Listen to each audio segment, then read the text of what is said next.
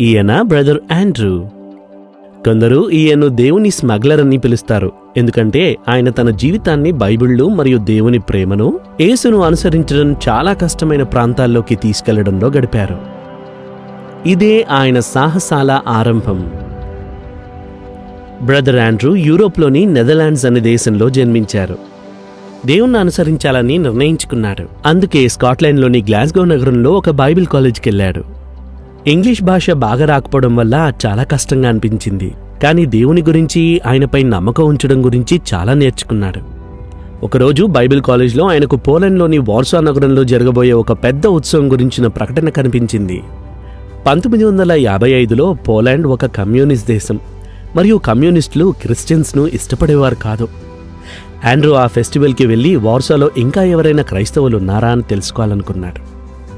కాబట్టి ఆయన తన లగేజ్ను సదురుకొని రైలు ఎక్కి పోలాండ్కు వెళ్ళాడు. అక్కడికి వెళ్ళాక అతనికి చాలా ఒంటరిగా అనిపించింది, కానీ దేవుడు తనతో ఉన్నాడని అతనికి తెలుసు. ఆదివారం ఆయన ఒక చర్చ్ని వెతుక్కొని వెళ్ళాడు. పోలాండ్ క్రైస్తవులు ఆయన చూసి చాలా సంతోషించారు. ఇతర దేశాల క్రైస్తవులు తమ గురించి మర్చిపోయారని వారు అనుకున్నారు.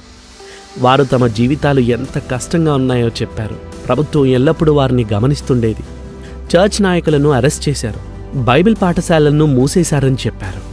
ఫెస్టివల్కి తిరిగి వచ్చినప్పుడు, ప్రార్థనలో ఉన్నప్పుడు ఈ బైబిల్ వచనం అతని మనసులోకి వచ్చింది. చావనై ఉన్న మిగిలిన వాటిని బలపరచుము, ప్రకటన 3:2. అప్పుడు ఆయనకు స్పష్టంగా అనిపించింది, యేసును అనుసరించడం వల్ల బాధపడుతున్న క్రైస్తవులకు సహాయం చేయమని దేవుడు తన్ను పిలుస్తున్నాడని. తరువాత ఆయన చెకోస్లోవేకియాకు వెళ్ళాడు. అక్కడ ఆయన ఒక చర్చ్లో ఒక వృద్ధ మహిళ తన బైబిల్ను గాల్లో ఎత్తి అందరూ చదవడానికి ప్రయత్నిస్తున్నట్లు చూశాడు. ఆమె దగ్గర మాత్రమే ఒక బైబిల్ ఉన్నట్లు గమనించాడు, ఎందుకంటే ప్రభుత్వం బైబిల్ కొనడం చాలా కష్టతరం చేసింది. కొందరైతే బైబిల్లోని భాగాలను చేతితో కాపీ చేసేవారు. ఆండ్రూ నిర్ణయించుకున్నాడు, బైబిల్లో నిషేధించబడిన దేశాల్లో క్రైస్తవులకు వాటిని తీసుకెళ్లాలని. కానీ ఎలా? నెదర్లాండ్స్కెళ్ళి ఆయన తన ఆలోచనను స్నేహితులతో పంచుకున్నాడు. కొంతమంది ఆయనకు చాలా బైబిళ్లు కొనడానికి డబ్బిచ్చారు. ఒక కుటుంబం ఆయనకు బైబిళ్లు తీసుకెళ్లడానికి నీలిరంగు కారు కూడా ఇచ్చింది. ఆయన యుగోస్లేవియాకు డ్రైవ్ చేశాడు. ఆ దేశంలో ఒక బైబిల్ కన్నా ఎక్కువ తీసుకెళ్లడం చట్టవిరుద్ధమైతే ఆయన కారు మాత్రం బైబిళ్లతో నిండిపోయింది. బార్డర్స్లో ఉన్న సెక్యూరిటీని చూస్తూ అతను చాలా భారంగా ప్రార్థించాడు. ప్రభువా, మీరు గుడ్డి కళ్లకు చూపునిచ్చారు, ఇప్పుడు చూసే కళ్లను చూడకుండా చేయండి.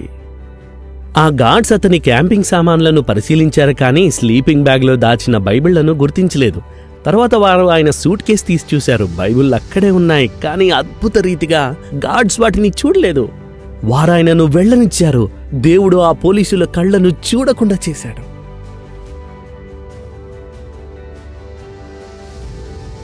దాని తర్వాత ఆండ్రూ ఇతర దేశాలకు కూడా బైబిళ్లను తీసుకెళ్లడం ప్రారంభించాడు. ఆయన బల్గేరియా, రొమేనియా, రష్యా వంటి దేశాల్లోని క్రైస్తవులకు వాటిని అందించాడు. వందలాది బైబిళ్లు క్రైస్తవులకు చేరాయి. కొద్ది కాలంలోనే ఈ పని ఆయన ఒక్కడితో సాధ్యం కాదని, మరికొందరు కూడా అవసరమని గ్రహించాడు. అలా ఓపెన్ డోర్స్ అనే సంస్థ ప్రారంభమైంది.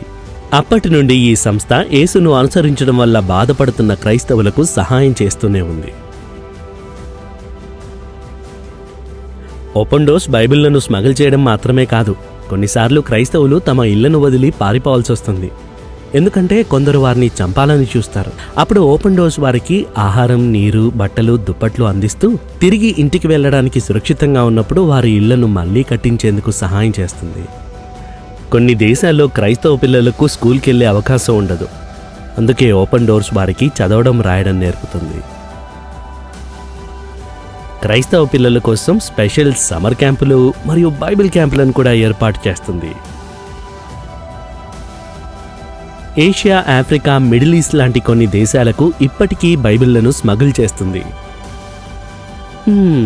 ఏదో ఒక రోజు నువ్వు కూడా బ్రదర్ ఆండ్రూ లాగా క్రీస్తు కొరకు ఏదో ఒక అడ్వెంచర్ కొరకు పిలువబడొచ్చు.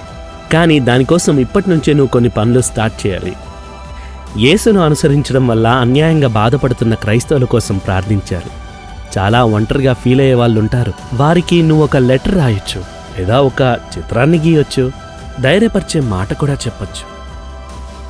వారికి అవసరమైన వస్తువులను కూడా కొనివచ్చు, లేదంటే ఇంకొన్ని బైబిళ్ళు వారికి పంపించడానికి సహాయం చేయొచ్చు. నువ్వు మంచి మనసుతో ఏం చేసినా వారి జీవితాల్లో గొప్ప మార్పు తీసుకొస్తుంది.